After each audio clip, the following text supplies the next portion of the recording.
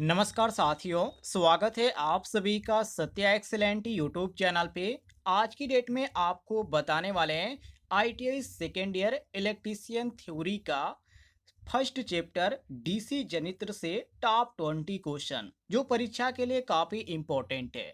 और मैं आपको बता दूं, ये पहली वीडियो है जो चैप्टर आपको डीसी जनित्र से क्वेश्चन देखने को मिल रहे हैं।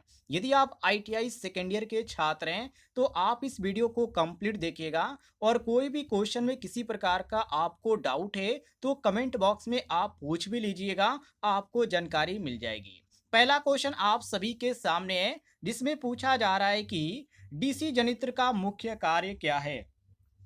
क्वेश्चन यहाँ पर आपके सामने है। तो देखिए साथियों, डीसी जनित्र जो होता है यांत्रिक ऊर्जा को विद्युत ऊर्जा में परिवर्तित करता है, जिससे क्या हो सके, जिससे डीसी वोल्टेज उत्पन्न हो सके।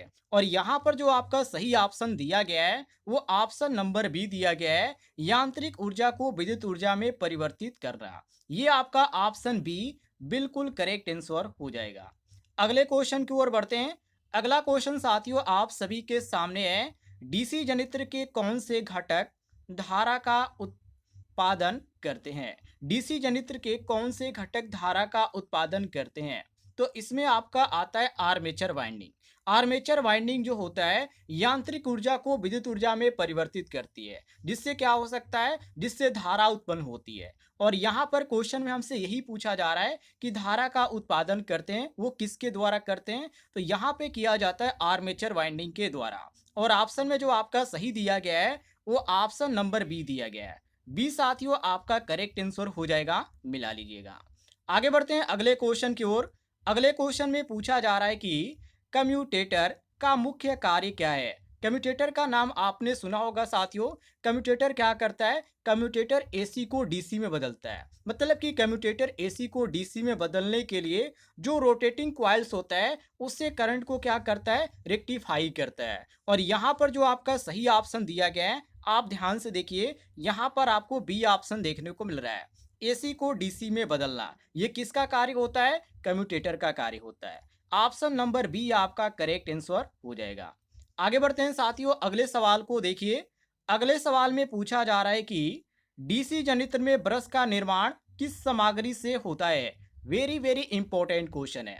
देखिए, कार्बन और आपने ग्रेफाइट का नाम सुना होगा। जो साथियों ब्रश जो होता है कार्बन या ग्रेफाइट के ही बनाए जाते हैं, क्योंकि इसके पीछे रीजन ये होता है, ये अच्छा संपर्क प्रदान करता है और साधारण जो होता है साथियों ये आप होता भी है और घर्षण को कम भी करता है। तो इसके कई फायदे भी होते हैं। तो ये किसका यहाँ पे बना होता है, कार्बन का बना होगा या ग्रेफाइट का बना होगा। और क्या चीज बना होगा, तो ब्रश बना होगा, ये भी ध्यान रखिएगा। तो यहाँ पर आपका जो सही हो जाता है वो ऑप्शन नंबर सी बिल्कुल करेक्ट आंसर हो जाता है। सी साथियों आपका सही हो जाएगा। आगे बढ़ते हैं अगले सवाल की ओर। अगले सवाल में पूछा जा रहा है कि संट जनित्र में फील्ड वाइंडिंग किस प्रकार की होती है। वेरी वेरी इंपॉर्टेंट क्वेश्चन है। संट जनित्र में फील्ड वाइंडिंग किस प्रकार की होती है। देखिए साथियों, संट जनित्र में जो फील्ड वाइंडिंग होती है वो आर्मेचर के समानांतर से जुड़ी होती है। मतलब कि आर्मेचर के समानांतर में ये इस प्रकार जुड़ी होती है। और ऑप्शन में जो आपका सही दिया गया है वो ऑप्शन नंबर ए दिया गया है। तो ए साथियों यहाँ पर आपका करेक्ट आंसर हो जाएगा, मिला लीजिएगा। आगे बढ़ते हैं अगले सवाल की ओर। अगले सवाल में पूछा जा रहा है कि डीसी जनित्र में फ्लक्स की दिशा कौन निर्धारित करता है। ये भी क्वेश्चन आपका इंपॉर्टेंट है। देखिए, फील्ड वाइंडिंग आपने नाम सुना होगा और फील्ड वाइंडिंग द्वारा क्या किया जाता है, चुंबकीय फ्लक्स उत्पन्न किया जाता है, जो क्या करता है, जनित्र की दिशा निर्धारित करता है। और क्वेश्चन में हमसे यही पूछा जा रहा है कि डीसी जनित्र में फ्लक्स की दिशा कौन निर्धारित करता है। तो ये निर्धारित करता है जिसको हम बोलते हैं फील्ड वाइंडिंग। और ऑप्शन में हमारा फील्ड वाइंडिंग कौन सा दिया गया है, तो ऑप्शन नंबर सी दिया गया है। तो सी साथियों आपका करेक्ट आंसर हो जाएगा। कंप्लीट, कोई दिक्कत नहीं होना चाहिए। यदि आपको कंफ्यूजन होगा तो कमेंट में पूछ लीजिएगा और इस वीडियो पर एक लाइक जरूर कीजिएगा। आगे बढ़ते हैं अगले सवाल की ओर। अगले सवाल में पूछा जा रहा है कि किस प्रकार का डीसी जनित्र स्वचालित वोल्टेज नियमन प्रदान करता है। ये भी क्वेश्चन आपका इंपॉर्टेंट है। देखिए, डीसी जनित्र की बात किया गया है तो कंपाउंड जनित्र का नाम आपने सुना होगा। कंपाउंड जनित्र में शंट और सीरीज ये जो होती है दोनों वाइंडिंग होती है, जिससे क्या हो सकता है स्वचालित वोल्टेज आपका होता है। और यहाँ पर होता है मतलब नियमन होता है। और यहाँ पर जो आपका सही ऑप्शन दिया गया है वो ऑप्शन नंबर सी दिया गया है, कंपाउंड जनित्र। सी ऑप्शन आपको देखने को मिल रहा है करेक्ट आंसर। तो साथियों जो कंपाउंड जनित्र होता है इसमें दोनों वाइंडिंग होती है, एक शंट वाइंडिंग भी होती है और सीरीज वाइंडिंग होती है, ये दोनों को ध्यान रखिएगा। तो यहाँ पर आपका सही हो जाता है ऑप्शन नंबर सी। या आप कंपाउंड का मतलब ही समझ सकते हैं जो दो आपका वर्ड से बना हो। तो यहाँ पर आपका कंपाउंड में जिसमें यहाँ पर जैसे कि आप इलेक्ट्रीशियन के क्षेत्र में आएंगे तो यहाँ पर आपका जनित्र में पूछा जा रहा है, तो दो यहाँ पे जनित्र की बात आप समझ लीजिए। कंपाउंड का मतलब आप यहाँ पे इलेक्ट्रीशियन में दो आप जैसे सवाल पूछा जा रहा है कि स्वचालित वोल्टेज में, तो यहाँ पर आपका डीसी से पूछ रहा है, तो डीसी में आपका कंपाउंड पूछ रहा है, तो मतलब कि दो डीसी मोटर की बात करें। वही आप यहाँ पे ग्रामर के क्षेत्र में जाएंगे तो वहां पे जब आप कंपाउंड नाउन पूछेंगे, अब कहेंगे कहेंगे यहाँ पर आप इंग्लिश के बता रहे हैं, देखिए कोई दिक्कत नहीं, आपको समझने में आना चाहिए। जैसे आप कंपाउंड नाउन पढ़ेंगे तो उसमें यही कहा जाएगा कि जो दो नाउन की बात किया जा रहा है कंपाउंड नाउन, तो उसी प्रकार यहाँ पर हो जाता है। तो यहाँ पर कंपाउंड जनित मतलब कि दो इसमें जनित्र हैं, एक आपका हो जाता है साथियों संट और एक हो जाता है जनित्र, ध्यान रखिएगा। सी ऑप्शन आपका करेक्ट आंसर हो जाएगा। आगे देखते हैं अगले सवाल को। अगले सवाल में पूछा जा रहा है कि डीसी जनित्र में हिस्टैरिसीस हानि को किस प्रकार से कम किया जा सकता है। ये भी क्वेश्चन आपका इंपॉर्टेंट है। इसमें सीट्स होती है साथियों, जो कि पतली पतली जो सीट्स होती है जो सिलिकॉन की होती है, तो सिलिकॉन स्टील की होती है, ठीक है, ये उसका बना होता है। तो ये जो बनाया जाता है साथियों हिस्टैरिसीस हानि को कम करने के लिए बनाया जाता है। अब यहाँ पर ऑप्शन में आपका कौन सा दिया गया है, तो ऑप्शन में देखिए यहाँ पर बी ऑप्शन कहा जा रहा है, पतली आर्मेचर कोड शीट्स का उपयोग करके हम क्या कर सकते हैं, हिस्टैरिसीस हानि को हम कम कर सकते हैं। और यहाँ पर बी ऑप्शन हमारा बिल्कुल सही आंसर दिया गया है, तो बी ऑप्शन हमारा करेक्ट आंसर हो जाएगा। अगले क्वेश्चन की ओर बढ़ते हैं। अगले क्वेश्चन में पूछा जा रहा है कि डीसी जनित्र में किस प्रकार का नुकसान यांत्रिक और विद्युत हानियों का संयोजन है। वेरी वेरी इंपॉर्टेंट क्वेश्चन है साथियों। देखिए इसमें स्ट्रे हानि होता है, तो स्ट्रे जो हानि होता है उसमें यांत्रिक और विद्युत हानियां ये दोनों शामिल होती है। तो वही यहाँ पे पूछा जा रहा है कि डीसी जनित्र में किस प्रकार का नुकसान यांत्रिक और विद्युत, यांत्रिक ऊर्जा और यहाँ पे विद्युत की बात किया जा रहा है। तो ये जो दोनों हानि होती है स्ट्रे हानि जो होती है साथियों, इसके अनुसार ये दोनों शामिल इसमें होती है, इसको बोला जाता है। और ऑप्शन में आपका सही दिया गया ऑप्शन नंबर डी बिल्कुल करेक्ट आंसर। क्लियर हो गया। आगे देखते हैं। अगले सवाल में पूछा जा रहा है कि यदि डीसी जनित्र में ब्रश खराब स्थिति में हो तो इसका प्रभाव क्या होगा। यदि ब्रश खराब स्थिति में हो तो इस पे क्या प्रभाव पड़ेगा, मतलब कि डीसी जनित्र में यदि ब्रश खराब हो जाता है तो डीसी जनित्र के ऊपर क्या प्रभाव पड़ेगा। तो ब्रश खराब स्थिति में है तो उसमें क्या होगा साथियों, उसमें आर्किंग होगा, स्पार्किंग होगी। और जिसमें क्या होगा जो जनित्र होगा उसका बहुत सारे यहाँ पे कॉइल जलने की संभावना होगी, इसमें ब्लेड जो होती है वो जलने की संभावना होती है, बहुत सारे यहाँ पे जो होती है नुकसान हो सकता है। तो हम यहाँ पे कह सकते हैं जो स्पार्किंग होती है उसके यहाँ पे ज़्यादातर चांस बनते हैं, जो कि ऑप्शन में आपको जो सही देखने को मिलता है यहाँ पर स्पार्किंग होगी और यहाँ पे आर्किंग की बात किया जा रहा है, स्पार्किंग और आर्किंग। तो ये आपका बी ऑप्शन बिल्कुल करेक्ट आंसर हो जाता है, बी साथियों आपका सही हो जाएगा। आगे देखते हैं अगले सवाल को। अगले सवाल में पूछा जा रहा है किस प्रकार का डीसी जनित्र स्टार्टिंग करंट के लिए उपयुक्त है, मतलब कि किस प्रकार का कौन सा यहाँ पे जनित्र होगा जो स्टार्टिंग करंट के लिए वो उपयोगी होगा। तो इसमें एक ही जनित्र आता है जिसको बोला जाता है सीरीज जनित्र। अब सीरीज जनित्र हमने क्यों सही मारा, क्योंकि जो सीरीज जनित्र होता है उसमें जो होता है उच्च प्रारंभिक टार्क होता है जो स्टार्टिंग करंट के लिए ही उपयुक्त होता है। और यहाँ पर जो आपका सही दिया गया है वो ऑप्शन में जो सही देखने को मिलता है वो ऑप्शन नंबर बी देखने को मिलता है, सीरीज जनित्र। बी ऑप्शन आपका करेक्ट आंसर हो जाएगा। क्लियर हो गया साथियों। आगे देखते हैं। अगले सवाल में यहाँ पे पूछा जा रहा है कि डीसी जनित्र में एडिशन का योगदान क्या है। ये क्वेश्चन काफी इंपॉर्टेंट है। देखिए साथियों थॉमस एडिसन का नाम आपने सुना होगा। थॉमस एडिसन ने डायनेमो का विकास किया, आप कह सकते हैं खोज किया, जो डीसी जनित्र के जो प्रारंभिक होता है वो प्रारंभिक रूप में था। और यहाँ पर जो आपका सही ऑप्शन दिया गया है वो ऑप्शन नंबर सी दिया गया है, जैसे कि यहाँ पर दिया है डायनेमो का आविष्कार। तो जो यहाँ पे जनित्र डीसी जनित्र है, इसमें एडिशन का क्या योगदान है? तो इन्होंने क्या किया? डायनेमो का आविष्कार किया। तो ये आपका सही हो जाता है option number C correct answer. ये भी आपका इलेक्ट्रीशियन से ही जुड़ा सवाल है। आगे देखते हैं अगले सवाल को। अगले सवाल में पूछा जा रहा है डीसी जनित्र की दक्षता को किस प्रकार मापा जाता है? वेरी वेरी इंपॉर्टेंट क्वेश्चन है। दक्षता का मतलब इफिशियंसी की बात किया जा रहा है साथियों। तो देखिए, इसका जो सूत्र होता है वो होता है आउटपुट अपान इनपुट। मतलब कि दक्षता का मापन हम आउटपुट पावर को इनपुट पावर से शामिल करके क्या कर सकते हैं? विभाजित कर सकते हैं और इस प्रकार इसको हम ज्ञात कर सकते हैं। सही सूत्र इसका क्या होता है? इनपुट अपान आउटपुट, सॉरी आउटपुट अपान इनपुट होता है, जो कि ऑप्शन में जो आपको देखने को मिलता है वो ऑप्शन नंबर बी। बी आपका सही हो जाएगा, मिला लीजिएगा। अगले क्वेश्चन की ओर बढ़ते हैं।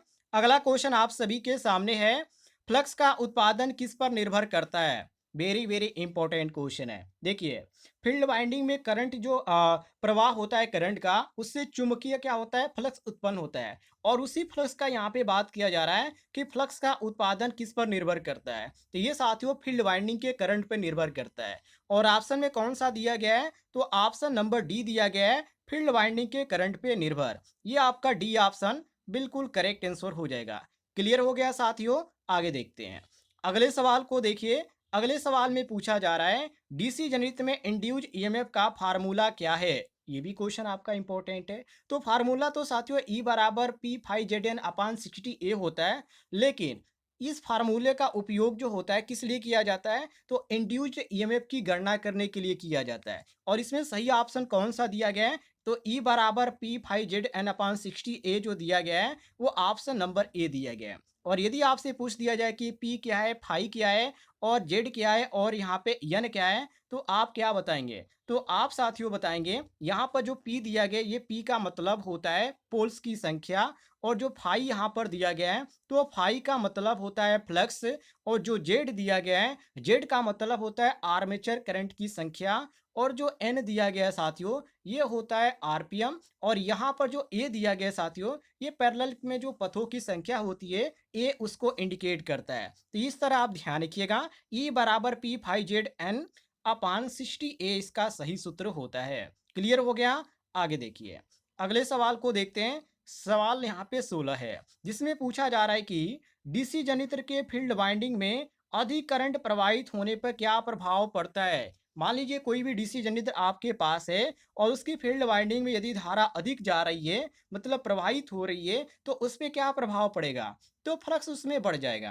मतलब कि फील्ड वाइंडिंग में अधिक करंट प्रवाहित होता है तो चुंबकीय फ्लक्स में वृद्धि होगी। और जब चुंबकीय फ्लक्स में वृद्धि होगी तो उससे क्या होगा? आउटपुट का जो वोल्टेज प्राप्त होगा वो बढ़ जाएगा। तो यहाँ पर फ्लक्स क्या हो जाएगा? बढ़ जाएगा। ऑप्शन में जो आपका सही दिया गया है वो ऑप्शन नंबर ए दिया गया है। यहाँ पर देख सकते हैं फ्लक्स क्या हो जाएगा? बढ़ जाएगा। ये साथियों आपका करेक्ट आंसर हो जाएगा। आगे बढ़ते हैं अगले सवाल की ओर। अगले सवाल में पूछा जा रहा है डीसी जनित्र में ड्रॉप टेस्ट का उद्देश्य क्या है? ये भी क्वेश्चन आपका इंपॉर्टेंट है। देखिए, डीसी जनित्र में की बात किया जा रहा है, तो ड्रॉप टेस्ट का नाम आपने सुना होगा। तो ड्रॉप टेस्ट क्या होता है? ये जांचा जाता है, ये समझा जाता है कि ब्रश और जो कम्यूटेटर है उसके बीच जो सही कम्यूटेशन हो रहा है या नहीं हो रहा है, इसकी जांच करने के लिए किया जाता है। मतलब कि कम्यूटेशन की हम कह सकते हैं कि गुणवत्ता की जो जांच होती है वो क्या किसके अंतर्गत की जाती है? ड्रॉप टेस्ट के अंतर्गत की जाती है। और वही हमसे क्वेश्चन में पूछा जा रहा है कि ड्रॉप टेस्ट का उद्देश्य क्या है? तो हम कहेंगे कम्यूटेशन की गुणवत्ता जांचने का ये क्या एक यंत्र है। और यहाँ पर जो आपका सही दिया गया है वो ऑप्शन में डी दिया गया है, कम्यूटेशन की गुणवत्ता की जांचना या जांच करना। डी ऑप्शन साथियों आपका सही हो जाएगा। क्लियर हो गया? आगे देखते हैं अगले सवाल में पूछा जा रहा है किस प्रकार के डीसी जनित्र का उपयोग बैटरी चार्जिंग में किया जाता है? ये क्वेश्चन काफी इंपॉर्टेंट है साथियों। और मैंने आपको जब नीमी से क्वेश्चन पढ़ाया था तो उस समय भी इससे जुड़े सवाल पूछे गए थे। तो वहां पर मैंने आपको बताया इसमें एक ही जनित्र का नाम आएगा, वो होगा संट जनित। क्योंकि साथियों संट जनित का उपयोग जो होता है स्थिर वोल्टेज प्रदान करने के लिए किया जाता है। और जब भी यहाँ पर बैटरी चार्जिंग की बात किया जाता है तो उस समय स्थिर वोल्टेज का ही यहाँ पर जरूरत पड़ती है। तो वह स्थिर वोल्टेज की जब जरूरत पड़ती है बैटरी में, तो हम यहाँ पे कह सकते हैं कि डीसी जो संट जनित्र होता है उसका उपयोग जो होता है बैटरी चार्जिंग के लिए किया जाता है। और यहाँ पर ऑप्शन में आपका कौन सा सही दिया गया है? तो ऑप्शन नंबर यहाँ पर ए दिया गया है, संट जनित्र। ए ऑप्शन आपका करेक्ट आंसर हो जाएगा। क्लियर हो गया साथियों? आगे देखते हैं। अगले सवाल को देखिए, जिसमें पूछा जा रहा है कि यदि डीसी जनित्र में पोल कि यहाँ पे पीस की संख्या दोगुनी कर दी जाए तो इंड्यूज ईएमएफ पे क्या प्रभाव पड़ेगा? इलेक्ट्रोमोटिव फोर्स होता है साथियों ईएमएफ का पूरा नाम, जो कि यहाँ पर ईएमएफ, जो कि ये मैंने यहाँ पे हिंदी में लिख दिया, ऐसे लिखना चाहिए ताकि आपको समझ में आए। तो देखिए, इंड्यूज ईएमएफ का जो फार्मूला होता है उसके अनुसार आप ज्ञात कर सकते हैं। जैसे कि मैंने आपको बताया था, पी बराबर ई बराबर होता है पी फाई एन अपान 60 ए। मैं यहाँ पे लिख देता हूँ, पी फाई जेड एन अपान क्या होता है 60 ए होता है। अब यहाँ पे जो आपका होता है, इसमें क्वेश्चन जैसे पूछ रहा है कि पोल पीस की यदि संख्या दोगुनी हो जाए तो इंड्यूज ईएमएफ पे क्या प्रभाव पड़ेगा। तो साथियों, पोल पीस की संख्या यदि दोगुनी हो जाती है तो दोगुनी होने से ईएमएफ भी क्या हो जाएगा, दो गुना हो जाएगा। तो इलेक्ट्रोमोटिव फोर्स क्या हो जाएगा, दो गुना हो जाएगा। और ऑप्शन में यहाँ पर आपका दोगुना कौन सा दिया गया है, तो यहाँ पर आप पढ़ सकते हैं ऑप्शन में ए ही दिया गया है, दो गुना हो जाएगा। ए ऑप्शन आपका करेक्ट आंसर हो जाता है। आगे देखते हैं अगले सवाल को। अगले सवाल में पूछा जा रहा है, डीसी जनित्र में फ्रेडी टेस्ट का उपयोग किसके लिए किया जाता है? जो फ्रेडी टेस्ट होता है साथियों, ये जो किया जाता है, इसका उपयोग डीसी जनित्र के वोल्टेज जो होता है उसके रेगुलेशन की जांच करने के लिए किया जाता है। और यहाँ पर जो आपका सही ऑप्शन दिया गया है वोल्टेज रेगुलेशन जांचने के लिए, वो ऑप्शन नंबर बी दिया गया है। तो बी ऑप्शन हमारा करेक्ट आंसर हो जाता है। तो दोस्तों, आज की डेट में आपको 20 क्वेश्चन ही बताएंगे। यदि आप कहेंगे तो और भी क्वेश्चन बढ़ा देंगे, लेकिन वीडियो पर लाइक एक जरूर कीजिएगा। बहुत ही मेहनत लगता है साथियों आप सभी को ऐसे क्वेश्चन बताने में।